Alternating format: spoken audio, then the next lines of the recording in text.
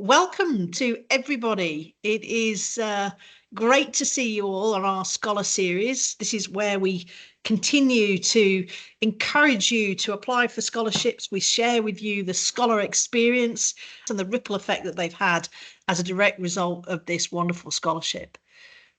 Before we commence, I wanted to introduce myself. My name is Anne Burns.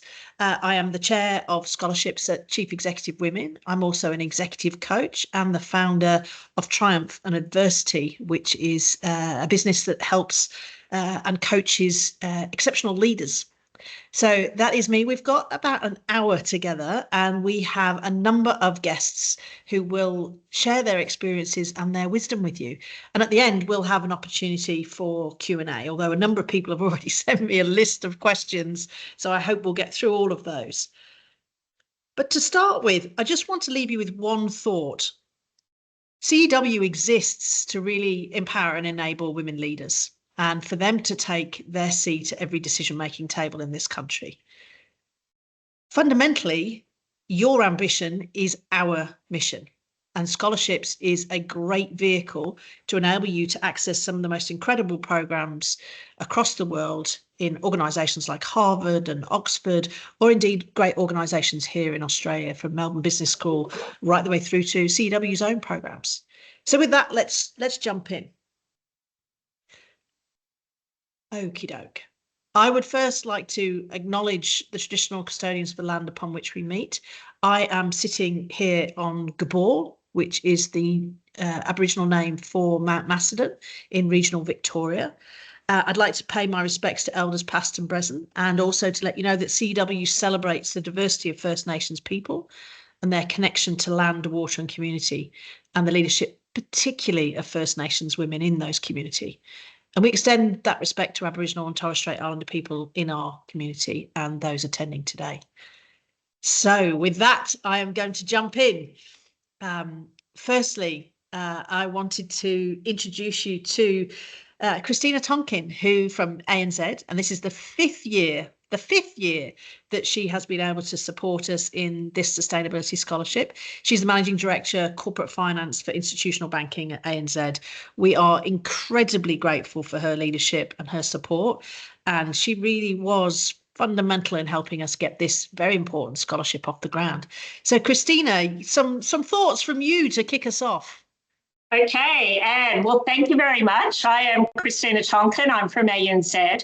I'm joining you today from our 242 Pitt Street office. It is, of course, Gadigal land, and I also pay my respects to elders past and present in the Gadigal country, and for any First Nations and Torres Strait Islanders who are joining us on the call today. I'd probably like to kick off by congratulating Anne and indeed the team from CEW on pulling together this seminar, but also for 40 years of CEW. I mean, I think it's a tremendous achievement, and it's been done by a lot of advocacy for the Coalition of the Willing across many, many years, and it's absolutely sensational to see that.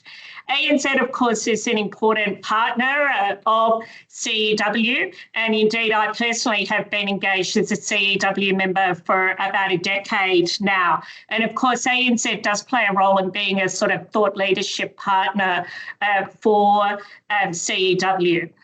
As sort of Anne mentioned, you know, this is coming up to the fifth year of the CEW ANZ Sustainability Scholarship, and I've been lucky enough to be involved in the judging for those scholarships since inception. And of course, we've got two of our scholarship women here today to talk about, you know, the scholarship and their experience and how it's changed their careers going forward. As we all know, I think, you know, ESG and sustainability is a very broad church. It is involving every sort of aspect of business and corporate and community activity as we see it going forward. It's both obviously a significant challenge, but it's also an incredible opportunity. And the whole sort of premise behind, you know, the CEW ANZ Sustainability Scholarship was to uplift and give women, a better skills and indeed network connections to help them develop their sustainability journey going forward.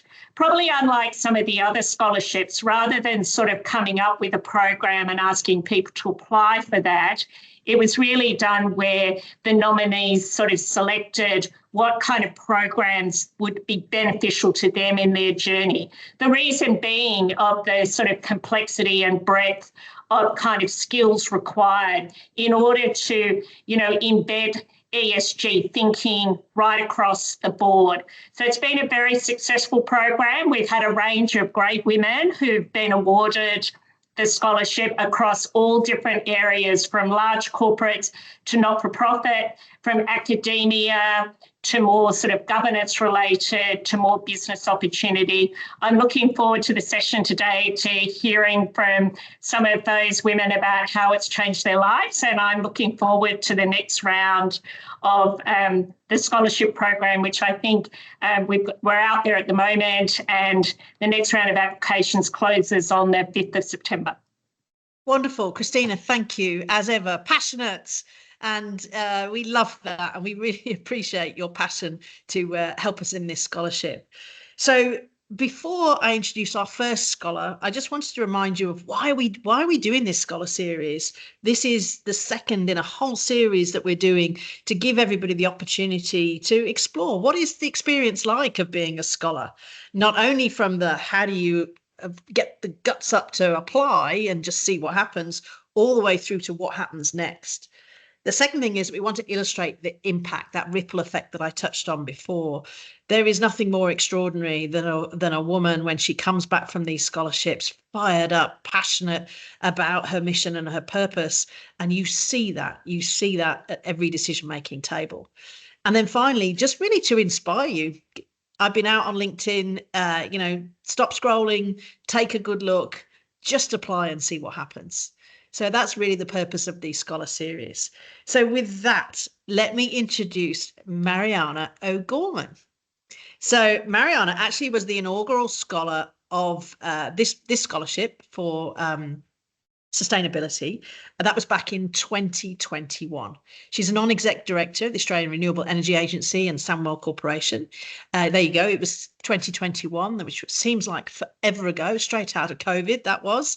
And she did the AICD Company Directors course and the AIST Trustee course. So Mariana, welcome. Tell us about your experience, what you learned along the way, and your wisdom. Some great pictures here. Over to you. Thanks so much, Anne, and thank you also, Christina. One of the best parts of applying for this scholarship was actually getting the chance to meet women like Christina. When I first started, probably 15 years ago, when I was working at the Clean Energy Finance Corporation, which is Australia's green investment bank, I watched from afar what women like Christina and Kat Tapley were able to do at places like ANZ, and really grasp the opportunity of what sustainable investing was like when some of their big competitors weren't in areas like climate finance and green bonds. And I really was in awe of her work, and now get the chance to work more closely with her. So I wanted to start today by sharing with you the mantra that drives me in my work. Mantras are really important to me. That sense of kind of manifesting and visualizing where you want to be, or the contribution you want to make, and putting yourself out there and putting all your energy into that.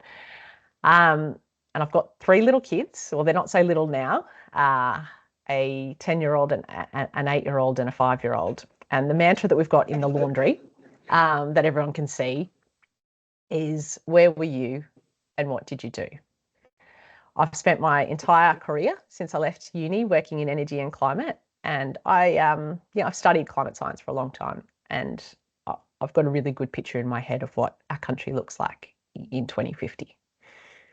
In 2050, my kids are going to be in their 30s, and I'm hoping I might have the chance to have a grandchild by then. And when that little grandchild comes to me and says, "Grandma, where were you and what did you do?" I want to be able to honestly look them in the eye and say, "Sweetheart, I was there. I was in the room when all the big decisions were made, and I honestly did everything I could. And I have been. I've been very lucky in my career that I've been in the room with national and international leaders when they've been negotiating and making decisions that affect the very future of our planet. I've been in, at my desk late one night, in the desk next to me, I've watched the Prime Minister of Australia cry at the delay in action, and I have cried many times too. But I'm not someone that just sits on the sidelines. And I've thought, well, I think that a lot of Australia's biggest companies and oldest companies just aren't fully grasping what this all means. They're not grasping the huge demographic shifts that are going to occur in our economy. Towns are going to cease to exist in Australia. But more to the point, they're not grasping the opportunities and shaping the strategy for their companies to be profitable in a completely transitioned economy where demand shifts and where policy shifts, and they really have to rethink their business. They're digging their heels in.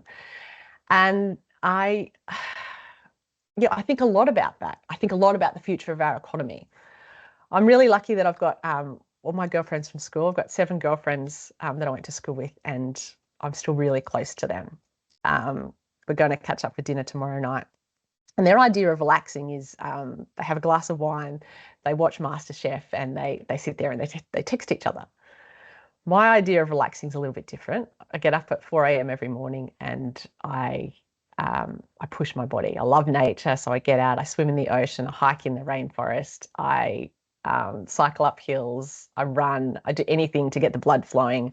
And that's when I'm most relaxed. And that's when my brain is just going at 100 miles an hour. And I spend all this time thinking about what the future of our economy looks like, how the shifts in areas like green metals, in critical minerals, how transport electrification will change the economy, how things like the developments I'm seeing in clean tech will shift businesses, developments in AI. And I wanted to bring that thinking into the boardroom. I'd sat on lots of not-for-profit boards, but I didn't really have the corporate governance skills to sit on a company board. So I applied to the scholarship to do governance training with the Australian Institute of Company Directors and to do training with the Australian Institute of Superannuation Trustees so that I could sit on a company board or so that I could sit on a superannuation board. Superannuation in Australia is where $4 trillion of Australians' money is invested, and not all of it, I would think, is in the areas that will be profitable and sustainable in the long term. And I thought that, to make a difference in these areas, you actually need to be at the boardroom table. And this scholarship has given me that seat at the table. But more than that, it's given me so much more. It's opened my doors to chief executive women, as Anne and Christina said, we're all about empowering women. We're an advocacy organisation, a coalition of the willing. We are not a cocktail club. You sign up to become part of CEW and you sign up to commit a lot of your time to advocating and supporting and empowering and opening doors for women. And so there's a lot of committees. Anne said that she's on the scholarship committee.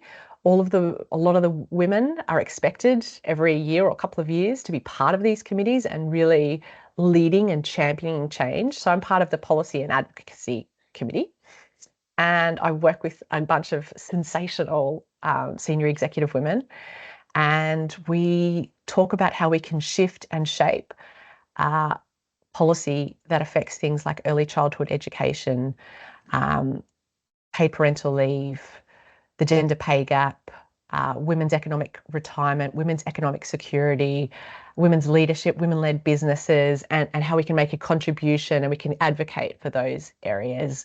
And so being awarded the scholarship and then being part of the CEW community has just opened up this world of women that are fabulous and that I wouldn't have had the opportunity to work with otherwise. And they support me and promote me and open doors for me, and I do for them. But they're also the women that I'll call when I've got a question on KPIs or CEO recruitment or board strategy or governance, and we bounce ideas off one another. So I mean, it's been wonderful in that respect, but it's enabled me to have a career that I wouldn't otherwise have had in energy and in the boardroom. If you work in energy, you'll know that there is 4 male CEOs that run the biggest and oldest energy companies in Australia. And they dominate the news cycles, the front pages of the AFR, and they dominate all the news, like all of the conferences, and they speak, and they have a narrative that they coalesce around about the energy transition being really hard, really slow, really expensive, and that nobody wants it. I mean, there's like there's some truth in that, but the world that I get to see is so much broader than that, and I see a transition that is becoming easier, is becoming faster, is becoming cheaper, and that like millions of Australians are crying out for. Some of the work I get to see, to take an example of why it's becoming easier, one of the projects that we're funding at the Australian Renewable Energy Agency is a partnership of Australia's top universities that run a solar lab. They're now working with AI scientists, they call them, to discover new materials to produce solar panels. And they're then using AI to run thousands of algorithms at once to test the validity of those new material recipes for solar panels.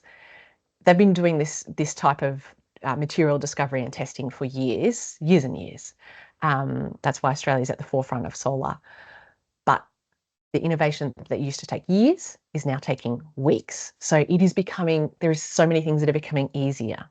It's becoming faster. I'm seeing solar projects that are being delivered on time, even 6 months earlier, seeing robots that are now helping with the manual labour of setting up the solar farms so that it's just the electricians and engineers that are doing the more complex tasks, but not actually having to carry all of the solar panels.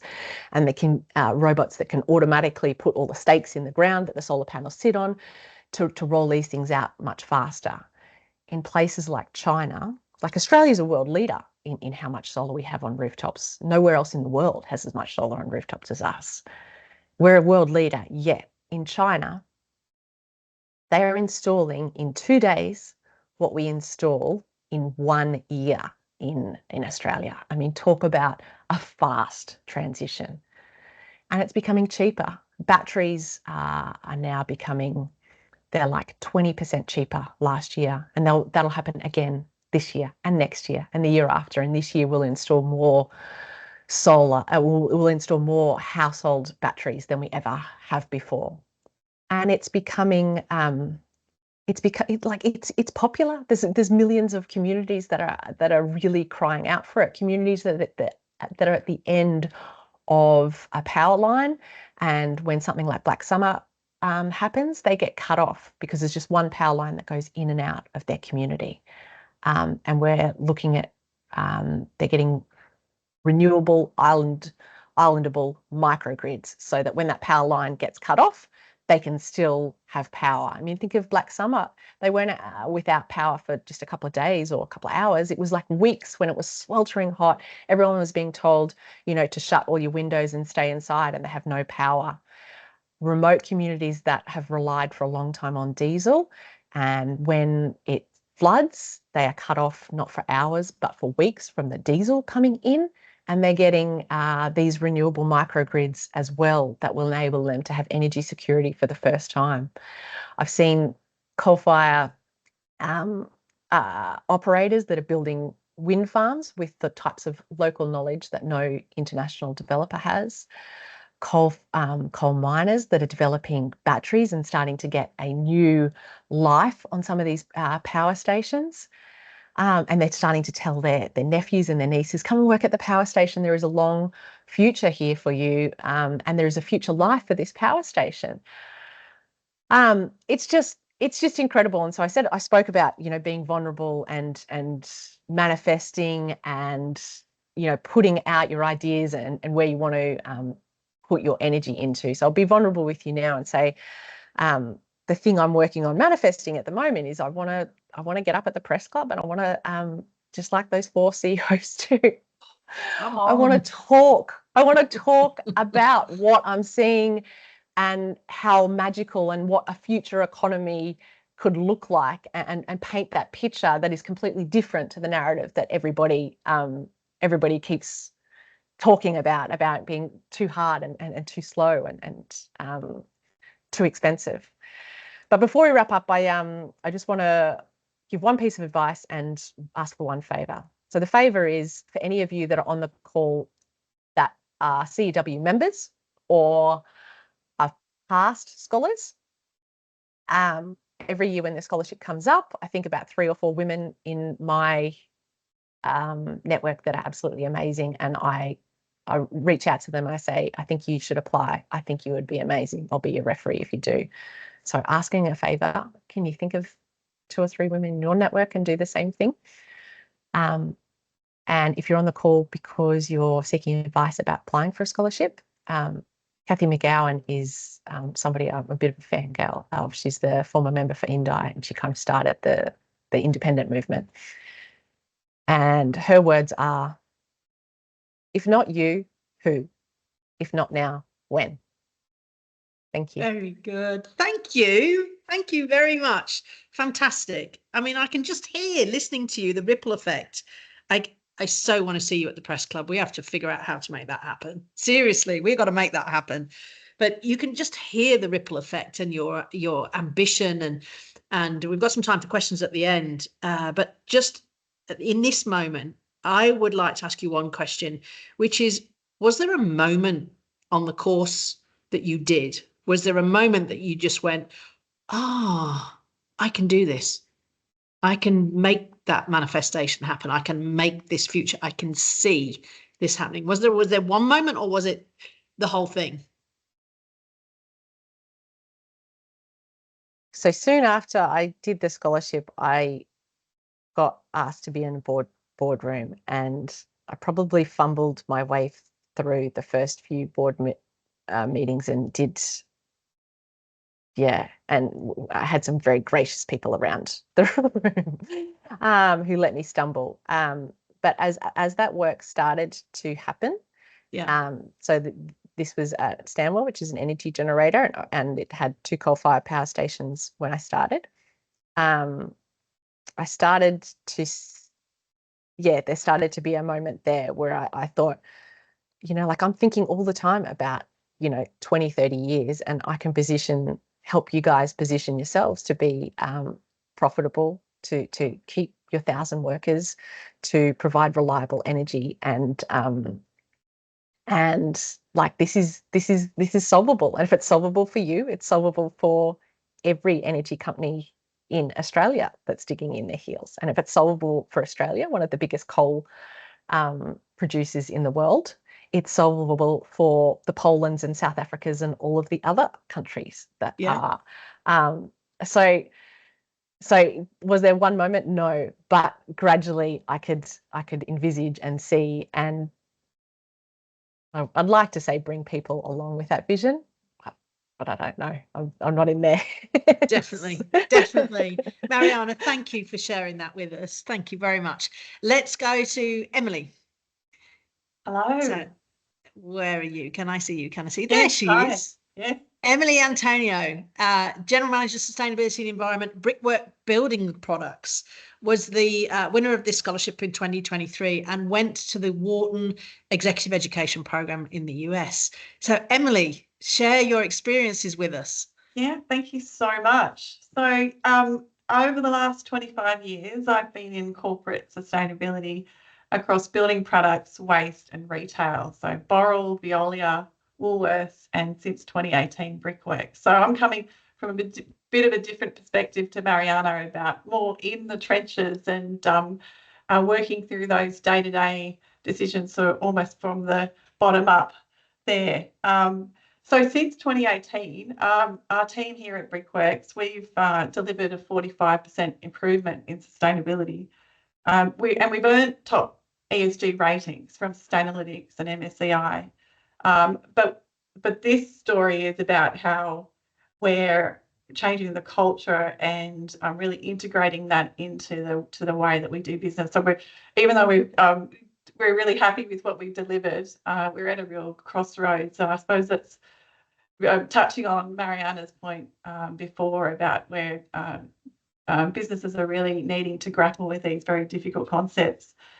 So my background is chemical engineering, MBA, certified energy manager, renewable energy focus, and more lately IFRS sustainability accounting credentials. So to bring that all into the financial reporting side that's being pushed through. But here's the truth, that technical sustainability expertise, it only takes you so far. So at some point, it's about leadership influence, and that's what becomes the real accelerator. So that's the story I want to tell today, and the lesson that I've learned through the CEW Scholarship and the course at Wharton. But just wanted to focus on the fact that at first I really had a hesitation around applying for the scholarship. In 2023, Debbie Page, who's a CEW member and a member of our board, she reached out to me and mentioned the scholarship. And my first thought was I wasn't sure if I was the right kind of leader. So I had the technical sustainability knowledge, but I questioned whether my influence and my leadership influence was strong enough. And I just wanted to bring that up because maybe people on this call are having that same feeling, that you're wondering if you're ready, or if there's someone that's better suited. But there's always that breakthrough moment if you can reframe the question and say, not am I ready, but what if this is exactly what makes you ready? And that followed through with applying for the scholarship itself. The application process is a real leadership experience. You're getting immediately access to these amazing executive network. The selection panel for me, it was 5 accomplished leaders from banking, consulting and mining. So Christina Tumplin and Catherine Tapley from ANZ, Kristen Walsh from Weir Minerals. That was fantastic to talk things through with her. Catherine Malisi from Deloitte and Fiona David from Fair Futures. So I walked into that meeting with a proposal to do a highly sustainability focused course, and they challenged me immediately. They said, look, your sustainability skills are strong. Is your biggest gap really around sustainability, or is it around influence and leadership? And that was really helpful in itself. So that really shifted everything for me. Started reflecting on the fact that technical knowledge influences what I can do, but learning more about leadership influences what the whole team here at Brickworks can do. So as Anne mentioned, we went off to we picked the Wharton Executive Development Program, and that was a great fit. So it's a 2-week leadership immersion course. There were 42 global executives on the course. I secured also co-funding from Brickworks, and that was so that I really got that sense they were invested in my development as well. I put a proposal up to the Board Sustainability Committee, and they really supported that, and a special thanks to Robin Stubbs. But that set me off on that 2 weeks knowing that the Brickworks really saw a value in this as well. Then came the pre-program reality check. So before you start, Wharton gets you to do a 360-degree review. So as they usually are, some of the feedback is a bit confronting and honest. So that I saw that under pressure, I sometimes try to work through people rather than with them. And that really became my focus, how to influence effectively in complex, high-stakes situation. And I think that describes sustainability in a nutshell. Everything is complex, and in a hard-to-abate sector like manufacturing, everything is high stakes. So there's quite a few lessons from attending the course, and mostly around influence. And 3 moments in particular really shaped my thinking. So the first, we did leadership style mapping. Really liked that, mapping it on 2 axes. So concern for others' outcome and concern for your own outcome. So out of that, you get models of avoiding, accommodating, compromising, competing, and collaborating. And I saw myself somewhere in the middle, a collaborator in principle, but not consistently. And that's what mattered to me. I wanted to move from a medium collaborator to a high collaborator. And what was good about the leadership course is it's not just cramming more things on your to-do list. It was about having 2 weeks to really sit back and reflect and rewire. So a lot of these things you already know and you want to do, but it's just an opportunity not in your workplace, in a simulated workplace, to try out a new persona and form new habits. So we did a lot of role playing and conversations. So I really focus on bringing those collaborative phrases to mock negotiations and mock simulations. So I'm trying to make it second nature to sort of say, tell me more about why you think that, and what does success look like for you in this situation. So just moving conversation from a point of defence to a point of collaboration. This might come naturally for many of you on the call, and maybe it would be a different thing that you pull out when you do your own leadership course. But it's just such a fantastic opportunity to reframe. So for me, it was learning about that the area I wanted to improve collaboration wasn't a personality trait or just a idealistic idea, but it was a skill you could practice and sharpen and get better at and build into your day-to-day default situation. Advocating for leadership, second lesson. There's always good opportunities for us to experience this. On the first day, we had a subgroup of a business simulation which we're running a day-to-day negotiation throughout the different teams. 5 executives, one including a Commodore and commanding officer of the US Navy in our group. We had to assign roles on the first day without really knowing each other very well. The 3 men quickly picked the top positions. In moments like this, we all know that we need to stand up and claim our place at the table.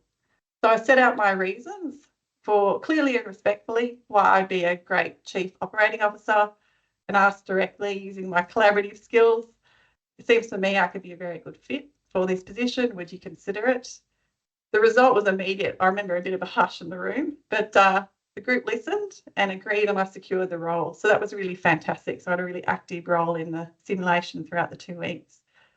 Yeah, so influence doesn't come from waiting around to be noticed. It comes from speaking up, sharing your ideas, and encouraging others to get on board. And a final standout experience for me was when to place key ideas. So the whole point of the simulations were they were on purpose, high pressure, multi-party negotiation, too much information on purpose to distract you. Early on, my insights around pricing were brushed aside, and I could have forced them in early on. But by listening and tracking where the group was heading and reintroducing the idea when the team hit an impasse, the contribution landed really differently then. So not as background noise, but as a solution to a problem that the group had landed on. The numbers really proved it. I think in our first simulation, our sales were really dismal because the price had been pushed up too high. But after applying the pricing strategy that I'd outlined, profit and sales in the simulation jumped significantly moving forward. But that was important for me, just about, sometimes you just have to wait for the right time and bring forward the idea when you can really get that impact. So they were really important messages for me. Bringing that back home to Brickworks, I've been asking myself, how do I apply that to our future here at Brickworks? So we've been moving our sustainability strategy from a corporate-focused strategy to a product-focused one. So instead of leading with facts such as Brickworks has reduced our greenhouse gas emission by 61% since the baseline of 2006, which is great, but now we're focusing on the specific benefits of products that you can actually hold in your hand. So, for example, our Queensland-made bricks are 33% lower in embodied carbon than industry benchmark, and our Daniel Robinson bricks are 56% lower. So this change means that we can more directly communicate with our operations team. And they can see that, say, increasing recycled content in our products, that we can then get that verified by environmental product declarations, and that gets recognised by customers and drives sales. So we're finding that's a bit of feedback loop. It's sparking momentum, success in one initiative, gets support for the next, and builds up that understanding as well. And we're just starting to feel like we're more of a bigger part of something bigger throughout the business, so marketing, sales, operations, and that collaboration is the real power. So our environmental product declarations cover 1,000 products now. On average, we're 18% lower embodied carbon compared to industry benchmarks, and some products at 56% lower, and we have 21% recycled content. So that we're very keen to continue growing that more, but it's a great outcome to date.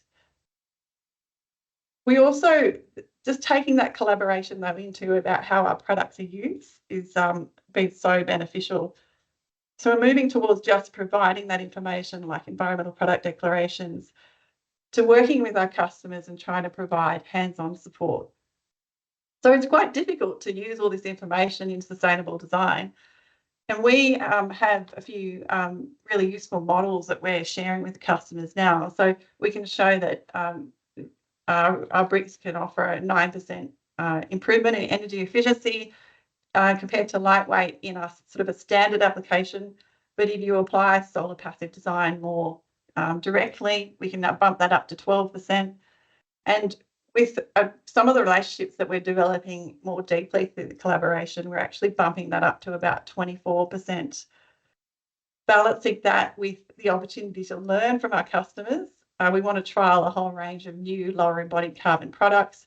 So it's this bit of a give and take, because then we can talk about partnerships to trial some of these new products and get feedback back into the product design process. So that's just really exciting for us. So taking things a bit to talk about collaboration internally and collaboration with our customers as well. So they've been really big shifts that have come out of the experience, and are hoping to start that ripple effect and take that further. But the scholarship itself is really been multiplying the impact. I mentioned the extraordinary mentors that you get as well as the course, and a shift in how I've seen my role through the experience from expert to enabler. But it's really the broader network, which I'm loving as well. The side groups, there's a construction material group of people, and just making those contacts through. But as Mariana mentioned as well, there's a real responsibility to share these lessons and help others to grow. So my call to action: what opportunity are you hesitating on? And what if stepping forward is exactly what will make you ready? So a proverb that I love: if we want to go fast, we'll go alone. But if we want to go far, we're going to go together. So yeah, just through sustainability, that's even more important. It's such a long journey, and the only way we're going to succeed is through collaboration and working together. And I think that's what's so special about this scholarship. It's a hand reaching down and just really encouraging each other. And we all, the more influence we have, and the more we collaborate, and the more we're integrated, the better outcomes we're all going to see through business. Thanks Fantastic. so much. Thank you, Emily. I mean, you just get a real sense of your learning moments as you're going through that program, and being brave and putting yourself out there. And I'm going to be the COO, so I'm going to step up for that. You know, if I take you back to before you applied and you got a nudge, didn't you? You got a nudge. Your board member basically said, you should apply for this. And I think quite often we talk ourselves out of these opportunities, don't we? We say, oh, it's not the right time. I'm too busy. I'm not going to be best suited. What would be your advice to somebody who's thinking that right now? Yeah, I think that saying that that a couple of us mentioned is just step up before you're ready. And yeah, I think I just feel like I'm repeating myself a bit, but I'll still just say it again passionately. I think this opportunity might be the thing that gets you ready. And there's so many benefits from engaging with CEW that you might not realise that there's a great lot of management courses that are going on. Some of the conversations that you'll have in the application process will be really beneficial itself. And I think, and there's been a lot of sort of networking that's come out of people having those conversations, not necessarily getting the scholarship, but just breaking off into having Absolutely. beneficial relationships as well. Yeah, absolutely. Well, absolutely. Well, thank you for that passion and encouragement. I'm going to open up for questions in a minute, but before I do, I have one question for you, Emily, first, and then I'm going to go back to Mariana. It's the same question, and the question is, how is this scholarship and your experience of the scholarship, both during and then when you came home, how has that enhanced your personal sense of purpose? Do you want to go first, Emily, and then I'll go to Mariana? Yeah. I think just changing from the feeling of, from my perspective, from sustainability, that there's some technical solutions and it's about sort of arguing out business cases and technical solutions, which is obviously a really massive part of what we need to do in business. But just seeing leadership as a tool for impact itself. And so having that empathy and courage and coalition building, and having that as a purpose in itself, and then trusting in that process that through those deeper relationships and those conversations that we can resolve some of the other black and white issues that might be staring you in the face. It might be the thing that you haven't quite thought of yet that's outside of your blinkered area that might solve that direct problem that you have in trying to get a solution up. So just really seeing that collaboration as a goal in itself. I'm really excited about branching out into seeing what we can do cross industry, up and down the value chain as well moving forward. Yeah, and congratulations on the work you're doing in building products. I mean, it's phenomenal the way that industry has moved. So yeah, I can clearly see I'm going to give you all the credit for that, Emily. That's all down to you and your collaboration. Mariana, what's your response to that? I mean, how did the scholarship change your sense of purpose? Did it give you more resolve, or did it shift your mindset, or did it build confidence, or all of the above? How did it change your personal sense of purpose? Yeah, probably a little bit of all of the above. When I applied, I was on maternity leave. I had a 6-month-old baby. I was in a job that it had a little bit of the energy and climate work. It was a not-for-profit, but it wasn't like really in this, it was focused on the whole of the economy, not just in this space. And that's kind of where my heart has always been.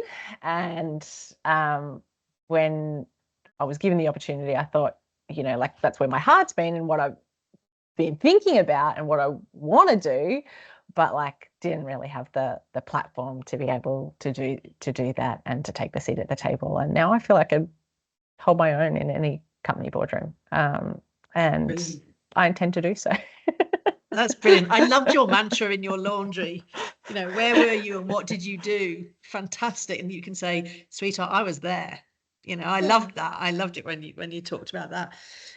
Feel free to post your questions in the chat. I've got a couple of others that I've got listed here that were given to me beforehand from various people who've been asking me lots of questions. As the chair of scholarships, you can imagine I get a lot of questions. How many scholarships do we offer? Right now we have 23 and we're building that to a portfolio of 50. We have this year, at the end of this year, we'll have 320 alumni scholars over the past 20 years, and we're going to build that to 550 by 2030. So there's a big growth mindset around scholarships at CEW. We're always open to lots of new partners, new sponsors, but we really see the impact that these scholarships have, not just on the individuals like yourselves, but on the industries in which you work and the industries in which you influence, to use your word, Emily. So if you think about the most surprising insight, if I take you back to your programs that you did. So Emily, you at Wharton, and Mariana probably on the AICD, or actually no, the AIST. I think that would be interesting to explore. Let me take you back to that. What was the most surprising insight that you gained? Let's do you first, Emily. I've got a feeling I know what you're going to say, but I'm intrigued. Because I know you went on this with another scholar, Catherine MacDonald, and the pair of you are double trouble on the same course at Wharton. So I'm interested to hear what you say. Yeah, so Catherine, that was fantastic actually. And if on these courses, if you can pair up with someone who's going to the same course from Australia, I think it's so fantastic, because she and I decided to develop a whole network through sort of manufacturing side as well. Look, I think yeah,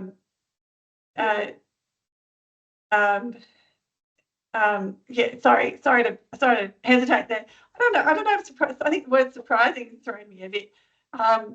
Look, I'm going to be really honest, Anne. It's tough. It was really tough. There's a lot of executive coaching as well through it, and it really is like a 2-week take it out of your life and really sort of break yourself down and build yourself up again. So I don't know if it's surprising, but I'd say hard and really beneficial. Just seeing yourself in high pressure situations and then getting the opportunity to try, okay, I've been this person for a really long time. I'm going to try to be a different person in this next high pressure situation. That was just fantastic. I suppose the most surprising thing is how much you can change and how quickly. So they load you up on purpose, and so you're really selling widgets. It doesn't really matter what the widgets are, but every day they're making the scenario put you into really difficult negotiations, and obviously you're playing to win. Not anyone in this call is going to be competitive, but you're with a whole lot of US Navy people and other things, so everyone's taking it very seriously. And so every day you get an opportunity to say, okay, I'm going to try to be this person today, and really put myself up in a different way and try something really difficult in a different way. So so how it's surprising how quickly you can change, and how you can rebuild parts you think are really locked in about how you respond to things in a different way. Yeah, and how you see yourself, like the perception you have of yourself as a leader changes. Yeah.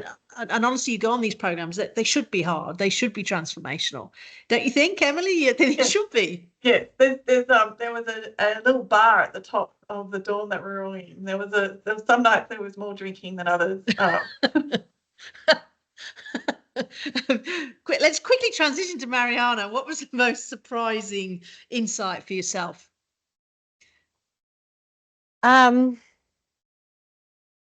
I think, so trying to understand what it's like to be a superannuation trustee. It's not really about a personal leadership journey. It's more just about getting the skill set. It's kind of core governance work and working through that. So I did find it surprising that I thought, yes, by the end of it, that I'd be able to handle that.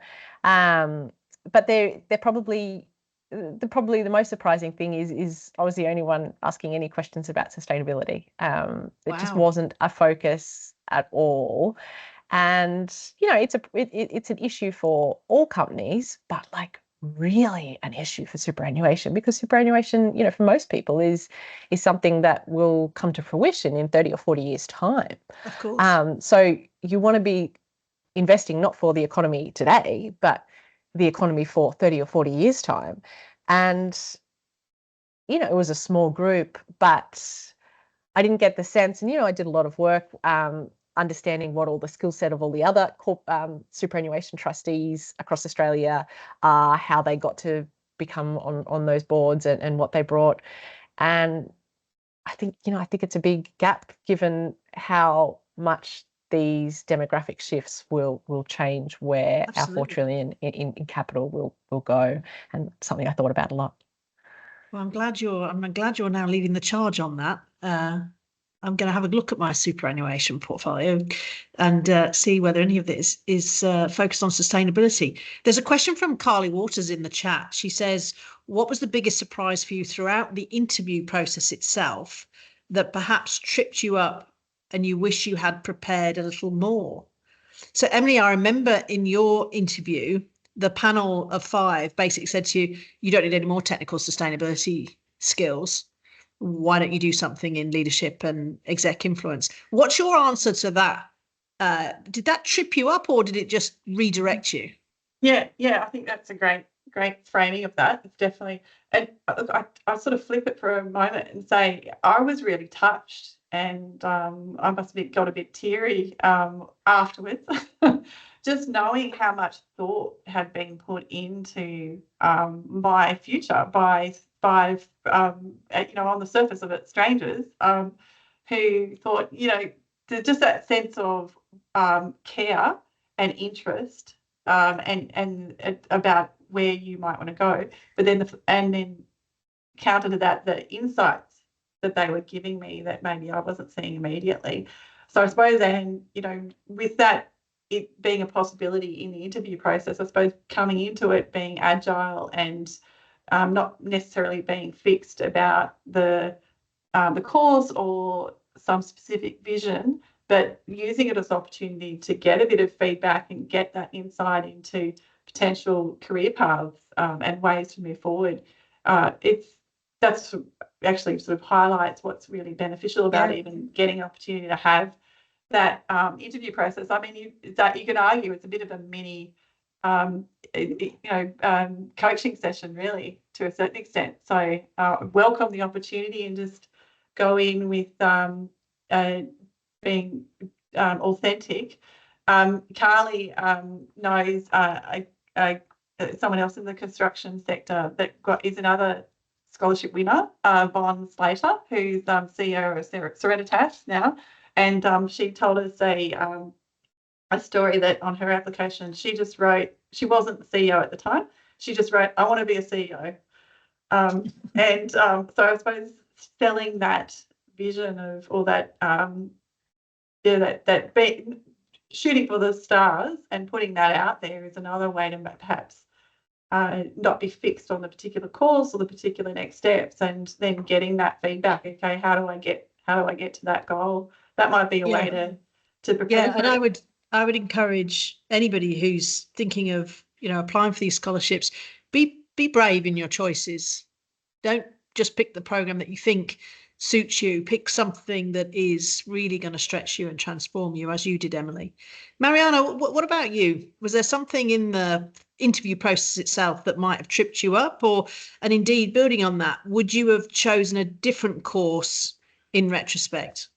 Yeah, didn't trip me up, but it actually but surprised me, I guess, is we spent pretty much the entire interview talking about ways I'd influenced women, as opposed to anything I'd done in sustainability. So I think, if you're thinking about applying, I'm assuming most of you, if you're interested in the CEW scholarship, are already doing a lot to help influence other women and open doors for women and support other women.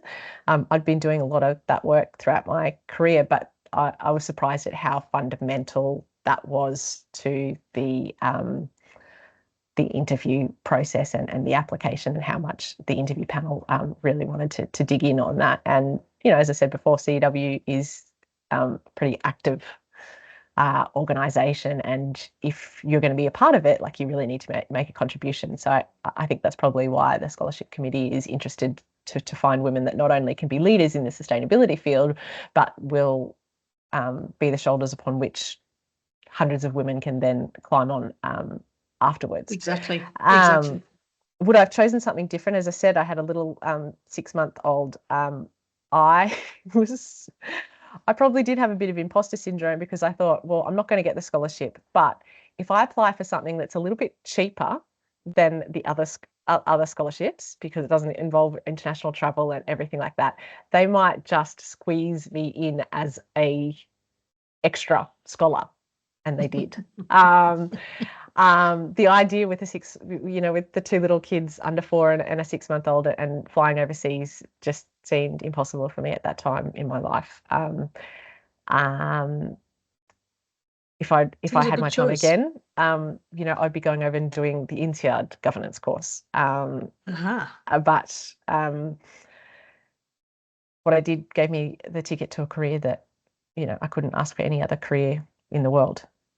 So Wonderful. Yeah, it was still useful learning, not transformational, but the useful ticket into the boardroom. Yeah. Ticket is always helpful. Christina, you have your hand up. Would you like to make a comment?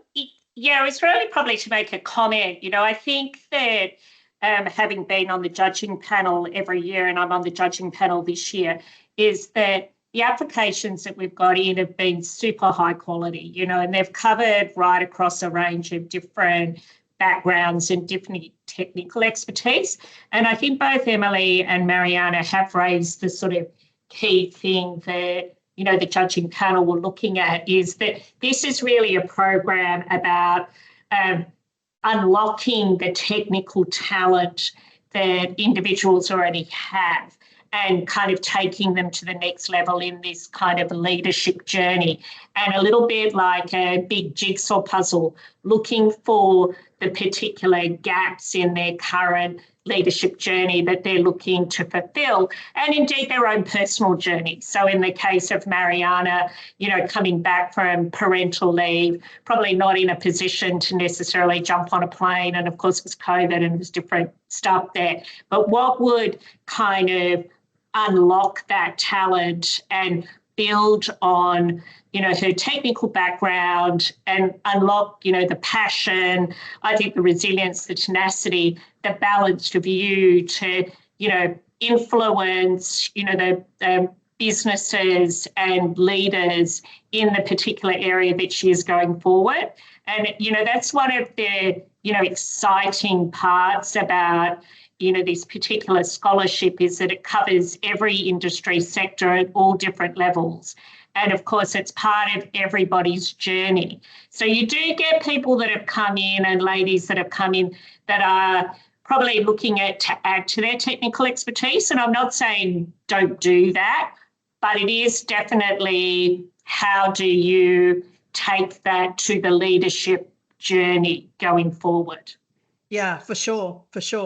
So I think that's a great question that's sitting there in the chat as well, about what process you took to do the course research. It comes down to your life stage. I think, Mariana was saying, there was no way I could go overseas. I've got small children. It was a great course for you to do.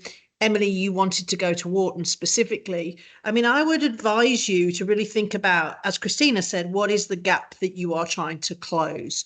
Or indeed, what is the strength you're trying to amplify if you are particularly good at something? I also think right now with AI and technology, it's a very formidable skill to have, to be AI savvy.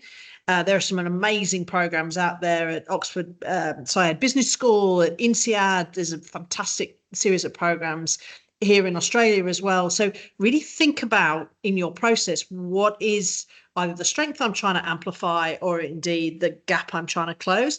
And when you envisage yourself as a leader, what is it that you need to know about right now? I would love to see somebody listening to this apply for an AI and sustainability mashup. I can't think of what the technical term is, but an AI and sustainability strategic leadership program that you would be able to bring all that knowledge to Australia and have that impact across your organisation and throughout the sector. Mariana's nodding. Yes, unlock the AI mysteries of sustainability. How fantastic would that be? Well, we've been spending the year doing AI training, and I totally agree with you. Anybody who really wants to lead in this field needs to have a very, very good understanding. We've got to know that stuff. Yeah, so it doesn't even have to be a sustainability course, just an AI course. It could be just an AI course. Leaders. Yeah. Wonderful. So with that, I wanted to thank Emily and Mariana for sharing their wisdom with us. Thank you very much. Christina, for your endless passion, determination, and your support. It's extraordinary what ANZ do, and we really appreciate that. And for all of you for turning up. And so for us, this hour has been our opportunity to explore the experience of being a scholar with all of you. It has been our opportunity to illustrate the impact these extraordinary women have had. And finally, to encourage you, 5th of September is the closing date. That's a week on Friday.